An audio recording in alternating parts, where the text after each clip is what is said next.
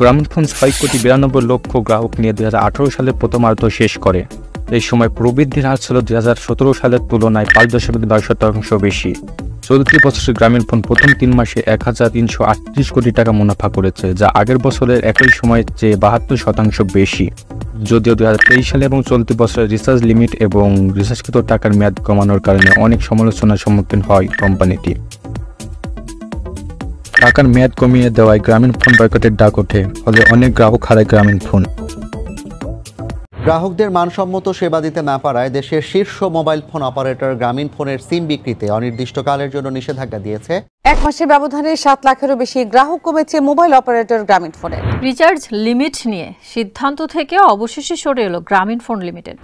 কিন্তু এত সমালোচনা এবং গ্রাহক হারানোর পরও কিভাবে গ্রামীণফোন 72% বেশি লাভ করলো?